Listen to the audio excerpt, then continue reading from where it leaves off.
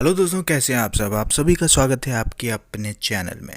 जैसा कि हम लोगों ने क्लास स्टार्ट किया है और बिहार के बारे में आप लोगों को याद हो कि हम लोग बिहार से रिलेटेड चीज़ों को देख रहे हैं और हिस्ट्री को देख रहे हैं। तो अगर आपने लास्ट की क्लासेस नहीं देखी होगी, इससे पहले की क्लासेस, तो आप लोग देखना, उसके बाद इस क्लास को करना। तो जैसा कि मैंने बताया था कि आज हम लोग बौद्ध धर्म को देखेंगे, तो बिना इधर उधर की बातें किए बिना हम लोग अब आगे बौद्ध धर्म से रिलेटेड चीज़ों को देखते हैं। चलो, तो सबसे पहले हम लोग जानेंगे किसी भी बौद्ध धर्म या किसी भी धर्म के आगमन या उद्भव का कारण क्या होता है। किसी भी समाज में सबसे पहले यदि समाज को सुधारने की आवश्यकता होती है तो अभी भी आप लोग देखोगे कि समाज जो है धर्म से ही कहीं ना कहीं रिलेटेड है। धर्म से ही वह समाज को चलाया जा रहा है। बहुत बड़ा योगदान है धर्म का इसमें, मैं यही कहना चाहूँगा। तो उस समय भी धर्म का बहुत बड़ा योगदान था। और उस समय क्या हुआ कि ब्राह्मण धर्म जो है काफ़ी प्रबल तरीके से धर्म प्रचार प्रसार आदि हो रहे थे। और उस समय बलि देना इसका प्रचलन काफ़ी था ब्राह्मण धर्म में। फिर उस धर्म में क्या था, जैसे हम लोग जानते हैं कि 4 वर्ण की व्यवस्था थी उसमें। तो ब्राह्मण, क्षत्रिय, वैश्य और शूद्र, जो 4 वर्ण थे, तो ऊपर के जो 2 वर्ण थे ब्राह्मण और क्षत्रिय, तो इनका तो बोलबाला था, ये काफ़ी स्ट्रॉन्ग स्थिति में थे। लेकिन नीचे जो 2 वर्णों को रखा गया था, वैश्य और शूद्र को, तो उनके साथ काफ़ी समस्याएं होती थी। और देखो समाज में क्या होता है, जब भी धन का आगमन या पैसे, अभी भी देखो कि पैसे जो अर्जित करने लगता है तो समाज में, सोसाइटी में अलग तरीके से अपनी पहचान रखने की कोशिश करता है और उनकी इच्छा होती है। और उस समय क्या हुआ कि हम लोग देखो, हम लोग जैसे ऑप्शनल में हिस्ट्री में हम लोग देखेंगे, विश्व इतिहास में देखेंगे, फ्रांस की क्रांति, अमेरिकी क्रांति, जितनी भी क्रांतियाँ हुई हैं, आप लोग देखोगे कि उस समय का जो मध्य वर्ग था उन्होंने ही किया था। आगे हम लोग उसको देखेंगे। तो इसमें हम लोग देखेंगे कि बौद्ध धर्म में किन किन के लिए धर्म को लाया गया और क्यों यह धर्म इतना प्रचलित हुआ। ठीक है, देखो हम लोग इसमें फैक्चुअल चीज़ें देखेंगे। हिस्ट्री ऑप्शनल जब हम लोग उसमें स्टार्ट करेंगे तो उसमें सारी चीज़ें डिटेल में देखेंगे और हर एक वर्ड को भी समझेंगे। ठीक है, इसमें मैक्सिमम चीज़ें आप लोग समझ जाओगे। तो मैं जैसा कह रहा था कि बौद्ध धर्म के संस्थापक सब जानते हैं कि गौतम बुद्ध थे, जो क्षत्रिय कुल के थे। और ये आप पढ़ लेना, मैं जो बातें कह रहा था वो यहाँ लिखा हुआ है ना। ये सुधारवादी विचारधारा को ही जन्म दे रही थी। जैसे कि समाज के सुधार में जो भी जिस तरह की भी चीज़ें होती है, तो समाज को सुधारने के लिए सबसे पहले धर्म में परिवर्तन, धर्म में सुधार करना पड़ता है यदि धर्म में कोई समस्या हो तो, है ना। तो उस समय तो धर्म धीरे धीरे जाना जा रहा था या प्रचार प्रसार धर्म का हो रहा था, इसलिए उस समय रूढ़िवादी या समस्या उसमें थी ही। तो सुधारात्मक आंदोलन इसे कहा जा सकता है, जिसमें मानवीय सरोकार था। ठीक है, बौद्ध धर्म का क्या था कि शांति और अहिंसा जो है मूल धर्म था। शांति और अहिंसा से ही रिलेटेड ये धर्म था। इसमें क्या हुआ, जैसे हम लोगों ने देखा कि वैश्यों और शूद्रों को और साथ में जो शोषित स्त्रियां थी समाज में, उनका स्तर जो है ऊपर उठाने के लिए बौद्ध धर्म ने काफ़ी प्रबल तरीके से इन चीज़ों को साथ में लेकर चल रहे थे ये। तो भगवान बुद्ध जो हैं, जिनको भगवान बुद्ध भी कहा जाता है, महात्मा बुद्ध भी कहा जाता है, जिनका नाम सिद्धार्थ था, जब तक उनको ज्ञान की प्राप्ति नहीं हुई तब तक इनको हम लोग सिद्धार्थ के ही नाम से जानते थे। सिद्धार्थ का जन्म कहाँ हुआ, कपिल वस्तु में हुआ, जो कपिल वस्तु के लुम्बिनी में हुआ, जो अभी नेपाल में है। उनका जन्म कब हुआ, 563 ईसा पूर्व में हुआ, यानी ईसा पूर्व में हुआ, बिफोर क्राइस्ट, इसको बीसी भी कहते हैं, यानी ईसा से पूर्व। जब 563 वर्ष पश्चात ईसा जो थे, ईसा मसीह थे, उनका जन्म हुआ था। बुद्ध के पिता का नाम क्या था? सुद्धोधन था, और माता जो थी महामाया थी। ये आप लोग देख लेना, छोटी सी इंफॉर्मेशन है। पालन पोषण जो है सौतेली माँ ने किया, जिनका नाम प्रजापति गौतमी था। लास्ट क्लास में भी हम लोगों ने प्रजापति गौतमी की चर्चा की थी, आप लोग उसको देखना, लास्ट क्लास को देखना, उसमें हम लोगों ने क्यों चर्चा की थी। तो गौतम बुद्ध सिद्धार्थ के जन्म के पश्चात कुछ ही समय पश्चात महामाया जो उनकी माता थी उनकी मृत्यु हो गई। तभी इनका लालन पालन जो है, पालन पोषण उनकी सौतेली माँ जो थी या मौसी थी, उन्होंने किया, जो प्रजापति गौतमी थी। महात्मा बुद्ध जो थे उनकी पत्नी का क्या नाम था? यशोधरा था। उनकी पत्नी का नाम यशोधरा था और पुत्र का नाम था राहुल। अब सिद्धार्थ जो थे बचपन से ही काफ़ी कोमल हृदय के थे, और वो काफ़ी कोमल हृदय के और बहुत ही अच्छे व्यक्ति थे। तो वो जब एक बार एक यात्रा पे निकले हुए थे, राजा थे, क्षत्रिय थे, तो यात्रा पर तो वो लोग निकलते ही थे, तो वो निकले हुए थे। तब वो क्या हुआ, उन्होंने क्या देखा? एक बूढ़ा व्यक्ति को देखा, फिर बीमार व्यक्ति को देखा, फिर शव यात्रा देखी उन्होंने, और सन्यासी देखी। इन 4 लोगों को देखते ही उनको जीवन को समझने की इच्छा उनमें जाग गई, सत्य को समझने की इच्छा जाग गई। वो ज्ञान की प्राप्ति के लिए ये आप ये कह सकते हो कि बेचैन होने लगे। तो वो उसकी ओर बढ़े। उन्होंने ये समझा कि जीवन क्या है, क्यों है ये सारी चीज़ें, इतनी समस्याएं क्यों है, इन चीज़ों का निराकरण कैसे किया जा सकता है। तो इन चीज़ों में ही वो निकल पड़े। तो अब एक यहाँ देखोगे आप लोग, घोड़ा उनका जो था, एक प्रिय घोड़ा था जिसका नाम कंठक था, और उनका प्रिय सारथी जो थे छन्न नाम था उनका। सिद्धार्थ ने क्या किया, 29 वर्ष के जब वो हुए तो महाभिनिष्क्रमण उन्होंने किया। महाभिनिष्क्रमण क्या था? उन्होंने घर का जो है गृह त्याग कर दिया, घर का त्याग कर दिया। ज्ञान की प्राप्ति के लिए वो घर से निकल गए, है ना। उसके बाद घर से निकले, गृह त्याग के बाद काफ़ी समय तक उन्होंने तपस्या की, ज्ञान की प्राप्ति के लिए वो घूमे। जैसे यहाँ आप लोग देखोगे, सर्वप्रथम वो वैशाली गए, जहाँ पे सांख्य दर्शन के जो आचार्य थे, जो अपनी साधना में शक्ति के लिए काफ़ी विख्यात थे, जिनका नाम अलार कलाम था। अलार कलाम था उनका नाम। उनके आश्रम में गए। और आप लोग ये भी ध्यान रखना, यहाँ पे हाईलाइट किया हुआ है कि अलार कलाम ही बुद्ध के प्रथम गुरु भी थे, है ना। तो इसके बाद क्या हुआ, ये अलार कलाम की आश्रम में गए, और वहाँ से फिर क्या हुआ, राजगृह चले गए, जहाँ पे रुद्रक राम पुत्र से वो मिले।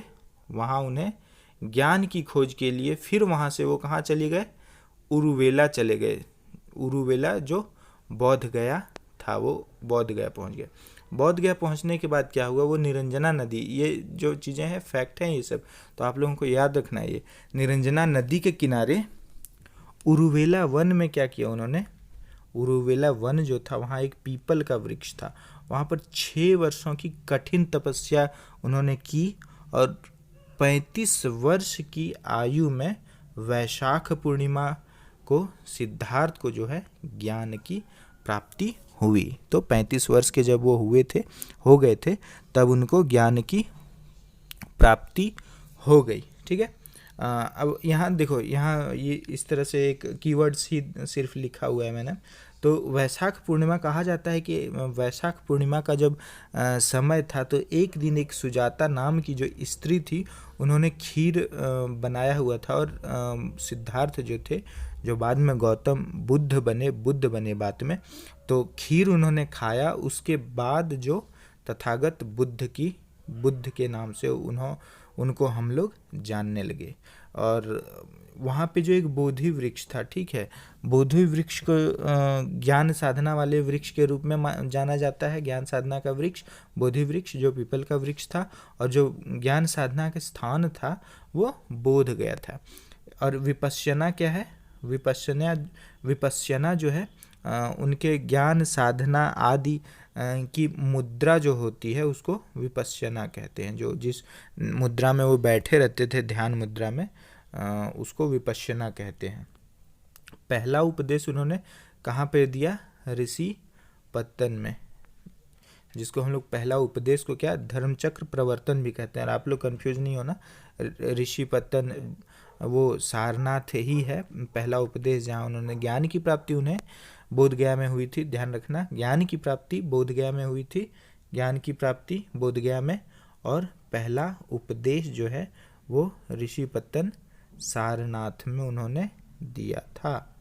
चलिए अब आगे देखते हैं। ये 5 उनके शिष्य थे, ठीक है, जिनका नाम आनंद, उपाली, श्रेयपुत्र, मोग्गलान व अश्वजीत था। इन्हीं 5 शिष्यों को जो है सारनाथ में सबसे पहले, जब सारनाथ में धर्मचक्र परिवर्तन हुआ, उन्होंने जब वहाँ पे उपदेश पहला दिया, तो सबसे पहले यही 5 शिष्य उनके वहाँ सारनाथ में बने, जिनको उन्होंने दीक्षा दी। उपदेश वगैरह हो या गुरु किसी को माना जाता है तो वहाँ पे दीक्षा वगैरह ली जाती है, आप लोगों ने सुना होगा। तो सर्वाधिक उपदेश जो है उनके गौतम बुद्ध के कहाँ? कौशल श्रावस्ती में हुए। और प्रचार का केंद्र उन्होंने मगध को बनाया। उनके जो राजा शिष्य या अनुयायी थे, राजा जो थे, शिष्य या अनुयायी जो बने, उसमें बिंबिसार, अजातशत्रु, प्रसेनजीत, उदयीन या उदायीन, जैसे हम लोगों ने पहले भी बात की थी, तो ये लोग उनके राजा शिष्य थे। 2 नाम यहाँ पे आप लोग देखोगे, तप्पुस एवं मल्लिक, जो शूद्र थे। इसका यहाँ कहने का मैं समझाना यही चाह रहा था कि ये दोनों जो थे, जो पहले शिष्य, इनके शूद्र पहले शिष्य बने, ठीक है। अब आगे हम लोग देखेंगे। हाँ, ये धर्म जो है ये अनात्मावादी थे, यानी आत्मा को नहीं मानते थे, लेकिन पुनर्जन्म पर विश्वास करते थे। तथा जबकि वर्ण, यहाँ पे वर्ण व्यवस्था होना चाहिए था, जाति प्रथा एवं वर्ण व्यवस्था पे, जाति प्रथा एवं वर्ण व्यवस्था का जो है उन्होंने विरोध किया था, ठीक है। अब आगे देखेंगे कैंटोन अभिलेख। कैंटोन अभिलेख क्या है?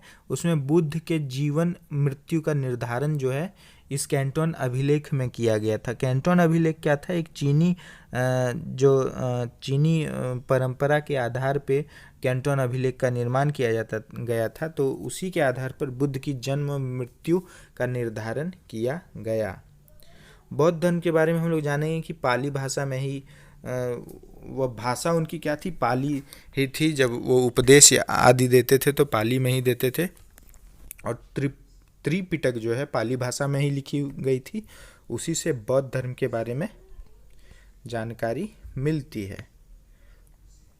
भाई यहाँ हम लोग आगे देख लेंगे। बौद्ध धर्म में त्रिरत्न है, जो बुद्ध, धम्म एवं संघ के नाम से जाना जाता है। और हम लोग पहले ही चर्चा कर चुके हैं कि पाली भाषा में ही बौद्ध धर्म के उपदेश दिए गए थे। पावा कुशीनगर में क्या हुआ? 80 वर्ष की आयु में वैशाख पूर्णिमा के दिन 483 ईसा पूर्व में महापरिनिर्वाण को वो चले गए। महात्मा बुद्ध, जो गौतम बुद्ध जो थे, महापरिनिर्वाण हो गया उनका, यानी उनकी मृत्यु हो गई। मृत्यु नहीं, वो महान पुरुष थे तो उनको महापरिनिर्वाण, बौद्ध धर्म में महापरिनिर्वाण ही कहा जाता है। एक कहानी है, जातक कथा ही आप कह लो, कि जब पावा कुशीनगर में 80 वर्ष के जब वो हुए थे, तो उस समय एक व्यक्ति थे जो चुंद नाम के व्यक्ति थे। उन्होंने क्या किया था? इनको सूकर माधव खिला दिया था। मैं यहाँ पे लिख दूँ आप लोगों को, सूकर माधव, ठीक है। यानी आप लोग ऐसे समझो, सूकर माधव यानी उनको सूअर का जो है मांस खिला दिया गया था। तो वो उदर विकार यानी पेट की बीमारी उनको हो गई, जिसके पश्चात वह महापरिनिर्वाण की ओर चले गए। महापरिनिर्वाण होने के पश्चात बुद्ध के अवशेष यानी अस्थियों को कहाँ 8 स्थानों भागों में विभाजित कर दिया गया और उन्हें वहाँ पर रख दिया गया। जो प्लेस था कुशीनगर, वैशाली, कपिलवस्तु, पावागढ़, अल्लकल्प, रामग्राम, राजगृह और वेट द्वीप, ये सब फैक्चुअल चीज़ें हैं तो आप लोग याद रख सकते हो, ये समझने वाली बात है। तो हम लोग इस पे चर्चा कर लेंगे। बुद्ध के 4 आर्य सत्य थे हैं अभी भी। उनका कहना था कि संसार में क्या है, संसार में दुख है, ठीक है, संसार में दुख है और दुख समुदाय। पहले ये हम लोग चारों देख लेते हैं। उनका कहना था दुख समुदाय, दुख निरोध और दुखो निरोध गामिनी प्रतिपदा, ठीक है। यानी संसार में दुख है, दुखों का कारण है। दुखों का कारण क्या है? इच्छा है। मनुष्य की इच्छा जो है दुखों का कारण है। तो दुख का निरोध, यानी दुख का निरोध कैसे किया जा सकता है? तो इच्छाओं पर विजय प्राप्त करके दुख का निरोध किया जा सकता है। दुख का निरोध करने के लिए इच्छाओं पर विजय पाने की उन्होंने मार्ग बताया, प्रतिपदा, निरोधगामिनी प्रतिपदा उन्होंने बताया। तो वह क्या था?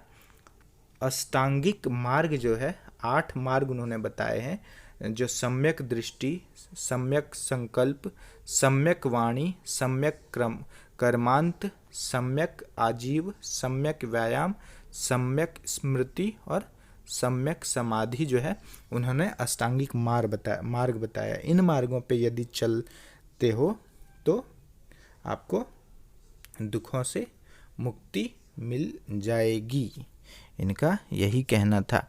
उसके बाद हम लोग क्या देखते हैं? हाँ, सिद्धांत हम लोग देख लेंगे कि सिद्धांत क्या था। मध्यम मार्गी था। मध्यम मार्गी मतलब एक, जब कहा जाता है कि जब उनको ज्ञान की प्राप्ति हुई थी तो उससे पूर्व कुछ पानी भरने के लिए जब वो बोधि वृक्ष के नीचे बैठे हुए थे तो कुछ पनिहारन जो होती हैं, पानी लेकर, आप लोगों ने गांव में देखा होगा या मूवी वगैरह सीरियल वगैरह में देखा होगा, जब मटके वगैरह लेकर पानी भरने के लिए जो जाती हैं तो वो लोग एक गीत गाते हुए जा रही थी कि वीणा की तार को इतना न छेड़ो कि वो टूट जाए और इतना भी ढील ना दो कि उससे कोई साज ही ना निकले। भी नहीं रखना है, ज़्यादा स्ट्रॉन्ग भी नहीं रख देना है, कठोर नहीं कर देना है, ना ज़्यादा लूज छोड़ देना है। यानी मध्य की बात होती है, जिस तरह थोड़ा कठोर भी रखो, थोड़ा लूज भी रखो, इसीलिए इसे मध्यम मार्गी कहा गया है। गौतम बुद्ध हमेशा कहते हैं कि ये जो किसी भी तरह की समस्या है उसका मैंने कारण बता दिया कि ये कारण है, ये मेरे हिसाब से ये समाधान है। अब आप अपने हिसाब से देखो कि आपको सही लगता है कि नहीं, अपने तर्क, अपनी बुद्धि के आधार पे उसका निर्धारण करो। तो मध्यम मार्गी सिद्धांत गौतम बुद्ध का था। अब हम लोग देख लेते हैं यहाँ पे कि बिहार और बौद्ध साहित्य से रिलेटेड चीज़ें हम लोग देख लेंगे। बौद्ध ग्रंथों में त्रिपिटक हैं, विनय पिटक, सूत पिटक और अभिधम्म पिटक, जिनसे ऐतिहासिक सामग्री उपलब्ध होती है। आगे यहाँ हम लोग देखेंगे कि निकाय तथा जातक में बौद्ध धर्म के सिद्धांत तथा कहानियों का संग्रह किया गया है। जातक में क्या था कि पूर्व जन्म की कहानियाँ हैं। किनकी पूर्व जन्म की कहानियाँ? तो गौतम बुद्ध की पूर्व जन्म की ही कहानियाँ उसमें है। दीपवंश तथा महावंश नामक पाली ग्रंथों से मौर्यकालीन इतिहास के विषय में जानकारी प्राप्त होती है। अगला पॉइंट है नागसेन द्वारा रचित मिलिंद पन्हों से हिंद यवन शासक मिनांडर के विषय में जानकारी मिलती है। मिलिंद पन्हो जो यह रचना थी, इसमें मिनांडर, इसमें बहुत ही प्रश्न उत्तर के आधार पर काफ़ी शास्त्रार्थ आदि हुआ और इसमें ज्ञान की भी बातें हो रही थी, काफ़ी ज्ञान की ही बातें हो रही थी, तो इसीलिए यह लिखा गया। हीनयान का प्रमुख ग्रंथ कथा वस्तु से महात्मा बुद्ध के जीवन चरित्र के कथानकों का वर्णन मिलता है। ठीक है, हीनयान बाद में जब बौद्ध धर्म 2 मतों में विभाजित हो गया या संप्रदायों में विभाजित हो गया, एक हो गया हीनयान, एक हो गया महायान, तो उसमें से एक शाखा जो थी, जो आप ये कह सकते हो कि हीनयान शाखा पहले से थी या मूल रूप से हीनयान शाखा ही थे। हीनयान में क्या था कि मूर्ति पूजा नहीं करना। ज़्यादातर चीज़ें जो शुरुआत में मूल रूप से बुद्ध की उपदेश या ज्ञान के आधार पे चीज़ें चली गई थी, उसी के आधार पे हीनयान था। तो हीनयान के आधार पर कथा वस्तु जो लिखा गया था उसमें महात्मा बुद्ध के जीवन चरित्र के कथानकों के वर्णन को पाया जाता है। अगला एक दिव्यावदान पुस्तक या ग्रंथ है जिसमें अशोक के उत्तराधिकारियों से लेकर पुष्यमित्र शुंग के शासकों के विषय में जानकारी मिलती है। आगे देखेंगे हम लोग फाहियान सुंगयुंग चैनसांग इत्सिंग प्रसिद्ध चीनी यात्री थे जो भारत आए थे। किस लिए आए थे? तो गौतम बुद्ध या बौद्ध धर्म से संबंधित ज्ञान की प्राप्ति के लिए भारत आए थे। फाहियान विक्रमादित्य चंद्रगुप्त द्वितीय यानी विक्रमादित्य के शासनकाल में आए थे और इन फाहियान और हैंसवांग का काफ़ी उल्लेख मिलता है, तो ये काफ़ी इम्पोर्टेंट है। चीनी यात्री जो फाहियान हैं वो 16 वर्षों तक निवास उन्होंने यहाँ पर किया और विभिन्न स्थानों की यात्रा के लिए वो निकले यहाँ से। हैंसवांग ने 6 वर्षों तक नालंदा विश्वविद्यालय में से शिक्षा प्राप्त की। शिक्षा कैसी शिक्षा प्राप्त की? हर तरह के धर्म आदि की। ज़्यादातर आप लोग ऐसे समझो कि बौद्ध धर्म से ही रिलेटेड शिक्षा उन्होंने ग्रहण की। CU की क्या है? CU की नाम से हम लोग 136 देशों के बारे में इसमें जानते हैं, जिसमें CU की में क्या किया गया है कि जो उनकी यात्रा वृतांत थी, जो उन्होंने यात्रा किया हैंसवांग ने, तो CU की में उन्होंने 136 देशों की यात्रा वृतांत को लिखा था। इत्सिंग 7वीं शताब्दी के अंत में यहाँ पर आया था।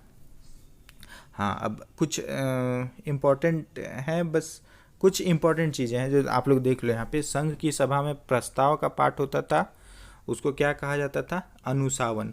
अनुसावन किसे कहा जाता था? तो संघ सभा में प्रस्ताव का पाठ होता था, उसे अनुसावन कहा जाता था।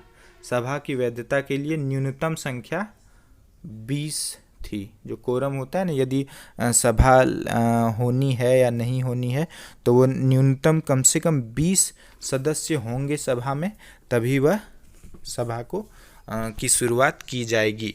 संघ में प्रविष्ट होने को उपसंपदा कहा जाता था। बौद्ध संघ का संगठन गणतंत्र प्रणाली पर आधारित था। ले रहे हैं बौद्ध के लिए महीने के 4 दिन अमावस्या, पूर्णिमा और दो चतुर्थी दिवस उपवास के दिन होते थे, है ना। बुद्ध के पंचशील सिद्धांत का वर्णन छांदोग्य उपनिषद में मिलता है। तो हम लोग इसको देख लेंगे कि बुद्ध के पंचशील सिद्धांत क्या थे, है ना। हिंसा नहीं करना है, झूठ नहीं बोलना है, व्यभिचार नहीं करना है, व्यभिचार नहीं करना है, चोरी नहीं करना है और नशा नहीं करना है। ये चीज़ें जो हैं वो नहीं करनी है। पंचशील सिद्धांत उनका यही था, ठीक है। अब हम लोग कुछ यहाँ बौद्ध धर्म के प्रतीक को देख लेते हैं। घटना और चिन्ह प्रतीक यहाँ देखेंगे। जन्म जो घटना है वह कमल व सांड चिन्ह यदि दिखे तो आप ऐसे समझ सकते हो कि गौतम बुद्ध के जन्म के बारे में बात हो रही है। गृह त्याग, यदि घोड़ा दिखे तो आप समझो गृह त्याग की बात हो रही है वहाँ पे। ज्ञान, पीपल या बोधि वृक्ष दिखे तो आप समझो कि ज्ञान की बात हो रही है। पद चिन्ह दिखे तो निर्वाण की बात हुई है और स्तूप दिखे तो उनके मृत्यु की बात की गई है। अगला भी इसी तरह की चीज़ें हैं, उसमें बुद्ध से संबंधित महत्वपूर्ण घटना है, हम उनके प्रतीक के बारे में देखेंगे। आप लोग इसको देख लेना जो यहाँ पे लिखा हुआ है, क्योंकि कुछ समझाना समझना नहीं है इसमें, इसलिए मैं इसमें ज़्यादा टाइम नहीं लगा रहा हूँ। आप लोग इसको पॉज करके देख लेना। और अब बौद्ध संगीति हुई थी, यानी संगीति यानी सभा हुई थी बौद्ध से रिलेटेड, किस तरह की क्या क्या निर्णय लिए जाएंगे या क्या परिवर्तन हुए हैं, तो ये सारी चीज़ें हैं इसमें। प्रथम कहाँ पे स्थान कहाँ था? राजगृह सप्तपर्णी गुफा में हुआ। समय उसका 483 ईसा पूर्व था। अध्यक्ष महाकश्यप थे। शासनकाल अजातशत्रु का था जो हर्यक वंश के थे। और उद्देश्य क्या था कि बुद्ध के उपदेशों को 2 पिटकों, हम लोगों ने देखा ना कि सूत पिटक और विनय पिटक, अभिधम्म पिटक आया, तो किस तरह से आया, ये संगति जो हुई उसी में ही ये सारी चीज़ें डिसाइड हुई। द्वितीय जो है स्थान उसका वैशाली था और समय 383 ईसा पूर्व है। अध्यक्ष सबक, देखो इनको ना सबकामी या सर्वकामी या साबक मीर भी कहा जाता है, ठीक है। तो आप लोग इसको उस तरह से देख लेना, जहाँ भी इस तरह की चीज़ रहे उसको ध्यान रखना। शासनकाल कलाशोक का था, शिशुनाग वंश के वो थे। और बौद्ध धर्म का स्थापना एवं महासंधि में ये जो बदल गए, विभाजन हुआ उनका, तो यहाँ पे वही हम लोगों ने देखा है महासंधि को। और ये टाइपिंग एरर है, यहाँ पे स्थविर होना चाहिए, यहाँ पे स्थविर और महासंधिक है ये, इसको आप लोग देख लेना। तृतीय क्या है? पाटलिपुत्र में हुआ 251 ईसा पूर्व में। मुगली पुत्तिस यहाँ के अध्यक्ष थे और अशोक यहाँ के उस समय के शासनकाल में यह हुआ। उद्देश्य क्या था? संघ में भेद के विरुद्ध कठोर नियमों का प्रतिपादन एवं तीसरा पिटक जो था अभिधम्म पिटक, उसे जोड़ना था। हम लोग इसको विनय पिटक में क्या था, सूत पिटक में क्या था, किससे रिलेटेड था, अभिधम्म पिटक किससे रिलेटेड था, ये सब हम लोग सब डिटेल में देखेंगे। हिस्ट्री ऑप्शनल की जब हम लोग क्लासेस करेंगे तो उसमें सारी चीज़ें डिटेल में हम लोग समझेंगे और भी बहुत सारी चीज़ें उसमें देखेंगे हम लोग कि बौद्ध धर्म किस तरह से पहले बढ़ा, फिर किस तरह से उसका बौद्ध धर्म का पतन हुआ, क्या क्या कारण थे, हम लोग सब कुछ देखेंगे उसमें। चतुर्थ जो संगति हुई बिहार से बाहर हुई, कश्मीर के कुंडल वन में हुआ, लगभग ईसा की 1ली सदी में हुई। और वसुमित्र एवं अश्वघोष जो है उपाध्यक्ष थे और कनिष्क के शासनकाल में यह हुआ जो कुषाण वंश के थे। उद्देश्य क्या था? बौद्ध धर्म जो है 2 संप्रदाय, हीनयान एवं महायान में विभाजित हो गया। हम लोग पहले भी कथा वस्तु के बारे में हम लोगों ने देखा वहाँ पर ना, तो कथा वस्तु इसी से रिलेटेड, हीनयान से ही रिलेटेड थी, आप लोगों को याद हो तो। अब हम लोग क्लासेस इसी तरह करेंगे और क्लासेस को लेके इसी तरह तेज़ी से बढ़ेंगे, क्योंकि क्लास को कंप्लीट करना है। उसके बाद ऑप्शनल की भी क्लासेस चलेंगी, तो आप लोग जो भी हो कमेंट करो, रिस्पांस दो, उस बेस पे ही क्लासेस स्टार्ट होंगी। वैसे ये तो हम लोग हिस्ट्री लेकर चल रहे हैं, फैक्चुअल चीज़ें काफ़ी कंप्लीट हो जाएगी आप लोगों की, तो अच्छे से तैयारी करो, पढ़ो, साथ रहो, हम लोग साथ चलते रहेंगे। ठीक है, धन्यवाद आप सभी का। मिलते हैं अगली क्लास में। अगली क्लास में हम लोग क्या करने वाले हैं, जैन धर्म देखेंगे।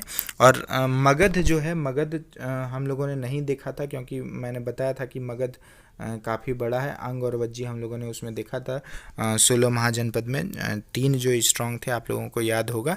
तो मगध को हम लोग देखेंगे, लेकिन पहले जैन धर्म को देख लेंगे, उसके पश्चात मगध को देखेंगे। तो चलिए, धन्यवाद आप सभी का।